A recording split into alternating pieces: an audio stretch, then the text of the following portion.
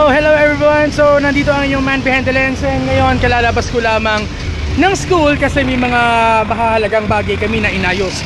So ngayon sasamantalahin ko rin yung pagkakataon na ako ay nasa labas kasi pupunta ako sa Fora para panoorin yung isa na namang movie na tatak, Gerald Tarog, natatapos sa Bayan Universe Trilogy. Kaya ano pang hinihintay natin? Samahan nyo na ako!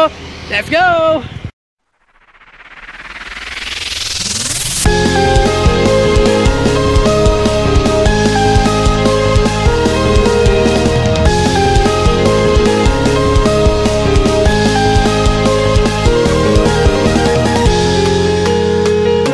A few moments later. Guys, so nandito tayo ngayon sa Fora kasi ito, kung nakikita nyo naman, ito yung movie na papanoorin natin ngayon. So, Quezon ni Jericho Rosales na siyang tatapos ngayon sa Bayan Universe na under the direction of Gerald Tarog. So, here's the catch. Kung guro ka at estudyante, may discount ka sa payment natin sa ticket. So, pakita ka lang ng school ID mo para magkaroon ka ng discount, which is babayaran mo lang is 250 pesos. So, ayun na, guys. So, punta na tayo sa ticket booth para magbayad.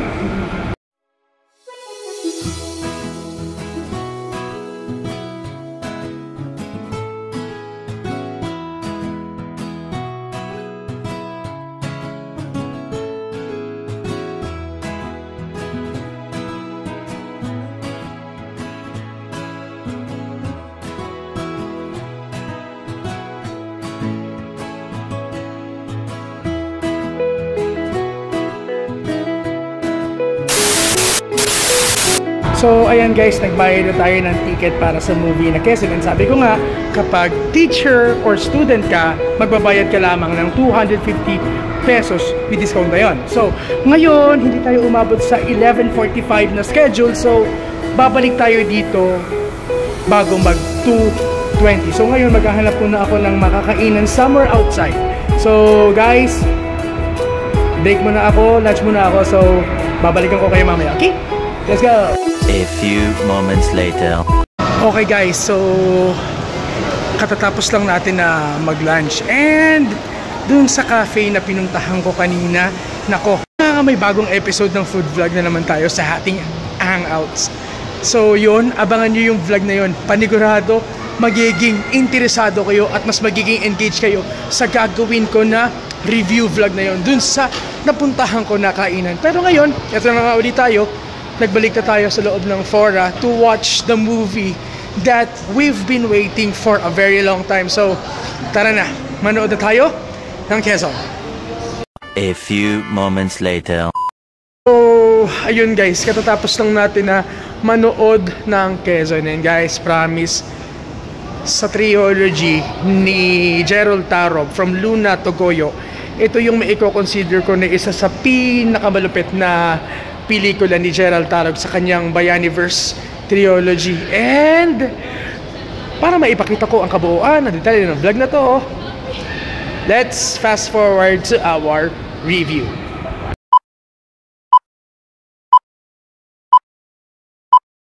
Ayan guys, nakauwi na tayo and natapos nating panoorin ang isa sa pinakapatindi at pinakapangmalakasang ginawang pelikula ni Gerald Tarog na kumumpleto sa diwa ng Bayani serye, which is nga yung Quezon. Ngayon, in our today's episode of Man on Review, titingnan natin kung ano yung mga konteksto na titingnan natin after watching the movie.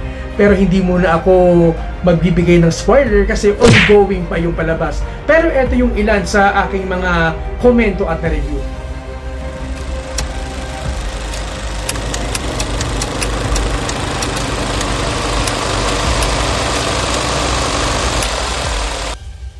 Ladies and gentlemen, unahin natin yung cast. Sobrang saludo ako sa lahat ng mga artista na nagsiganap at pinortray ang kanilang mga role sa pelikulang ito. Lalong-lalo na the lead character himself, Jericho Rosales, who portrayed President Daniel Quezon. So, in a way, nabigyan niya ng justice kung paano niya pinortray yung karakter base sa kung ano yung ni-require sa kanya ni Gerald Tarog. At saka, kung portrayal ni Jericho Rosales yung pag-uusapan. Siguro sa lahat ng mga gumanap ng Quezon, ito yun yung masasabi ko na sobrang unique, sobrang authentic at pinakamapanghas na portrayal ni Manuel Quezon na nakita ko sa lahat ng mga pelikula. And of course, isang malaking pagsaludo din sa ibang mga cast, more notably Mon Confiado, Aaron Villaflor,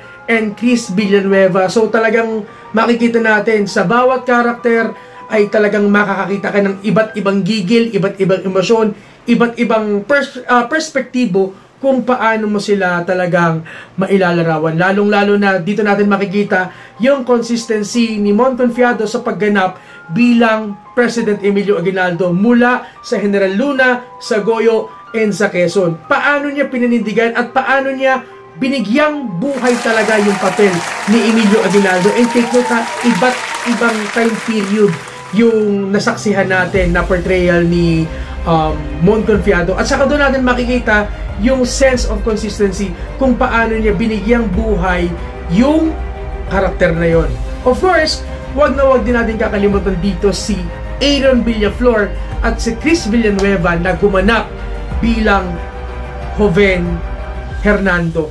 So, kung makikita natin, parang si ano talaga, kagaya nga ng lagi kong pinapaliwanag sa mga nakakausap ko, si Joven Hernando talaga yung nagiging tulay kung paano maipapaliwanag yung konteksto ng kasaysayan ng Pilipinas. Lalong-lalo na mula pa sa mata ni General Luna, sa mata ni Gregorio del Pilar, and lately sa mata ni Manuel Quezon. And at this point, lalong-lalo na kay Chris Villanueva, doon talaga natin makikita yung absolute gigil. Okay? Kumbaga parang nakikigigil tayo, nakikisabay tayo sa emosyon na ipinapakita ng kanyang mga karakter. So, sa pamamagitan ng karakter ni Joven Hernando, mapapatanong ka, mahihiwagaan ka, mas lalong magiging curious ka, lalong-lalo na parang yung karakter ni Joven yung magtuturo sa'yo kung paano mo pagkukumparahin ang sistemang pampolitika noon at ngayon. And take note guys ha, eto pa, may dalawang surprise casts na makikita natin dito, lalong-lalo na yung isa na makikita nyo na talagang pag nakita nyo siya sa eksena ay talagang mamamangha, at the same time matatawa ka na lang. Pero so far, kudos po sa lahat ng mga gumanap.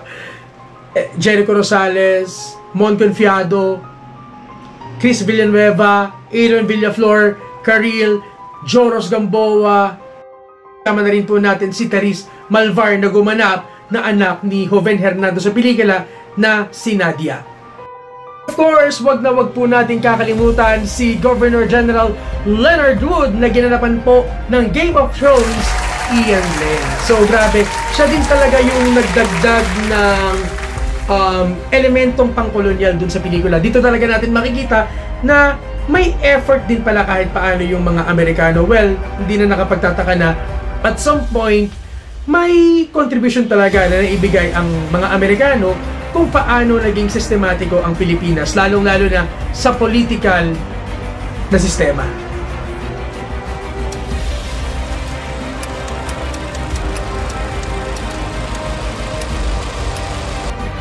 Okay, pangalawa natin dito, emotional effect. Definitely, Quezon is a roller coaster of emotions.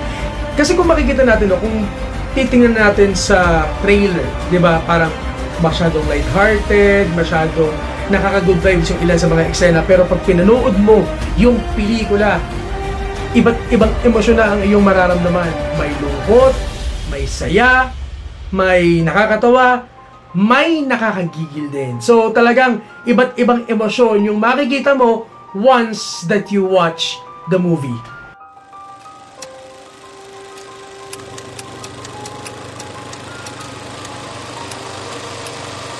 Next, pag-usapan natin yung plot. Sobrang ganda ng pagkaka-deliver ng plot twists at ng flashback. Yun talaga yung mga elements na nag-stand out sa pelikulang ito. Through plot twist and flashbacks, it will help you to further explore how the story is being depicted. Kaya, again, sobrang saludo po ako kay Gerald Tarog sa ganitong klaseng technique o pamamaraan para mabigyang buhay at mabigyang kulay ang pelikulang Quezon. Sa plot, sa nakikita natin sa plot, dito natin makikita yung mga nakakagulat or surprising personalities ng bawat cast. Sa mga manonood, antabayanan ninyo yung surprising personality na makikita natin sa mismong karakter ni Manuel L. Quezon. And makikita din natin dito, masusurpresa din kayo na may mga karakter din dito na bigla-bigla nyo na lamang bibigyan ng simpatya.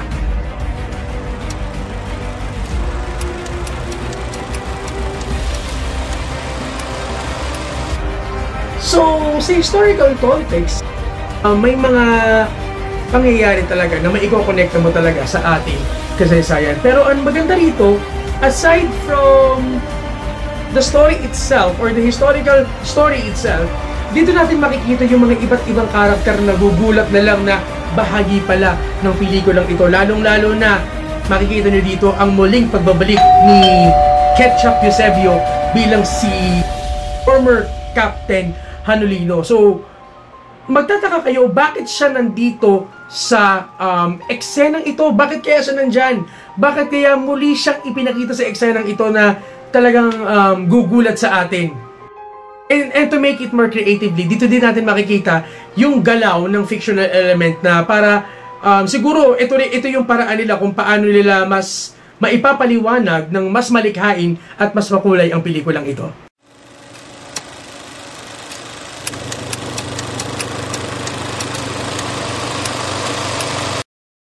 Pag-usapan natin ang cinematography. Hilariously classic. Well, talagang minsan yung, alam mo yung tipong may mga tagpo na supposed to be maiinis ka. Pero dahil sa portrayal ng mga karakter, matatawa ka. Lalong-lalo na yung mga malulutong na mura ng ilan sa mga karakter. Kasi kung makikita natin, di ba, kung pagkukumparahin natin yung mura sa General Luna, malutong pero violente. Pero sa Quezon, malutong na nakakatawa. So, sa lahat ng mga hindi pa nakakapanood, if you watch this vlog, sana panoorin nyo na yung pelikula para mas maintindihan ninyo ang ibig kong sabihin. Pangalawa, sarcastically dark. There are some characters that will unveil their dark side. Nako, ito yung dapat nyong ito yung dapat nyong pakaabangan. Pag nakita niyo yung dark side or dark element ng character, may pagkagulat at may pagtataka kayo na bigla-bigla na lamang ma-experience. Sinasabi ko sa inyo, magugulat and at the same time, magtataka talaga kayo.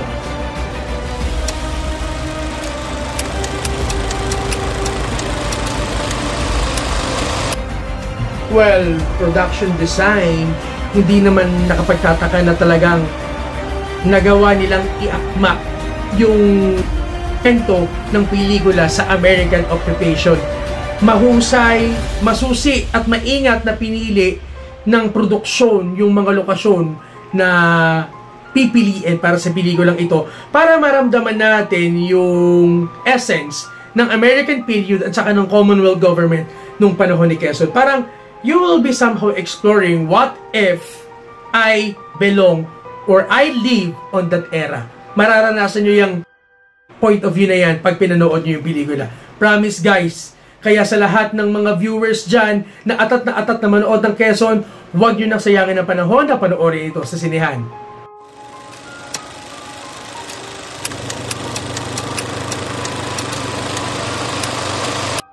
Musical scoring kasi parang dito mo makikita yung pagka may may mga background music na classic, akma sa panahon, pero meron ding mga kengkoy na eksena na talagang parang para medyo pagaanin yung panonood mo, pagaanin yung pakiramdam mo habang nanonood.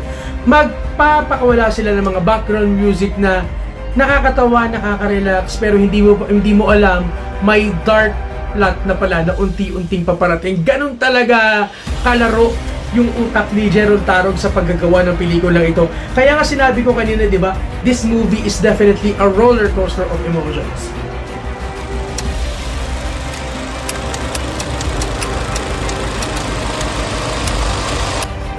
And lastly, let's now talk on my perspective or point of view as a Filipino viewer. Well, syempre, Itong mga movie na kagaya nito, dito talaga masusubok kung kaano ka talaga nagiging makabayan. Paano mo ba talaga maipapaliwanag ang iyong sarili o mapapanindigan ang iyong sarili bilang isang Pilipino. And Quezon leaves you tons of questions na ano ba ang Pilipino? Paano maging Pilipino at paano magpaka-Pilipino? Nga kanina na may dalawang surprise appearances, okay? May dalawang surprise appearances na kahit ako, nagulat din na makikita ko pala sila sa pelikulang ito. So guys, sa lahat ng mga nanonood ng vlog na to, try nyong hulaan yung dalawa na surprise guest characters na bumulaga na lamang sa pelikula. Sa lahat ng mga hindi pa nakakapanood, kung may mga nahuhulaan kayo kung sino yung mga artista na yon, pakitype na lamang po sa comment section kung sino sa palagay nyo yung dalawang personality na yon na bigla na lamang bumulaga sa pelikula. So, una, isang seasoned female actress at yung pangalawa, isang content creator. Ayan ha, isang female actress at isang content creator po ang bigla-bigla na lamang nakita sa Quezon. If you have the idea kung sino yon, pakitype na lamang po sa comment section ng vlog na to.